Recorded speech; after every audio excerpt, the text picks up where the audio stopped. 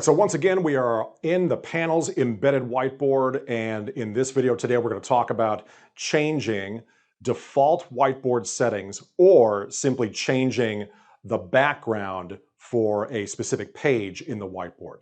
So let's go ahead and start with default settings because you may want to, in fact, change the properties of the whiteboard. So every time you start a new whiteboard session, you'll have specific writing utensils, highlighters, a specific background, by default, even the eraser. You can change all of those things. So every time you start a new whiteboard session, the whiteboard will be configured automatically the way you want it to work most of the time. As you can see, I've already done that. You probably noticed if you fire up your whiteboard that it comes up as a blank white canvas. That's its normal default setting. I've changed mine to this darker canvas because I'm on camera quite a bit, and so it's just friendlier on camera. And the way to change these defaults is very easy. We go down to the settings button here. It looks like a cog or a gear in a machine. Give that a touch. And there's our settings menu. The default settings item is the very last one on the menu. Give that a touch and there you go.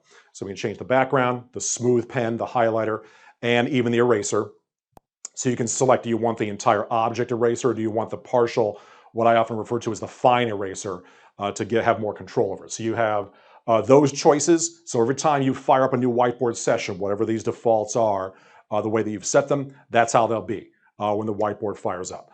Now, if you're only interested in, because maybe you've done that or maybe not, but you're just interested in changing a page because you're working on something specific and you want the canvas or the background to be something specific in order to make that happen, you can do that. We're going to go back down here to this corner, but instead of that settings button, now we're going to go here to this plus button, which, as you probably already know, means add a new page.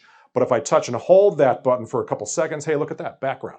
So I can change the color. Let's go with that and go to pattern, this tab up here. Oh, I got some options here, don't I? Let's go with that one, hit add, and there you go. So you can absolutely make the background for your whiteboard be something specific while a whiteboard session is live. Now, if you want to get really fancy here, and you're not required to, but if you want to, let's say you've got a nice picture of the Earth as viewed from space and you want that to be the background for your whiteboard, you can absolutely do that. So I'm going to go back to that touch and hold the plus there, the background window. We're already in that pattern section. I'm going to scroll the way down and I have a button there labeled custom. Now, a pro tip that the system already gives you is this recommended size where it says 3840 by 2160. Otherwise known as 4K. So the system's already telling you, hey, listen, these are big 4K screens. In order to have the best experience, you'll want to use 4K pictures when you can.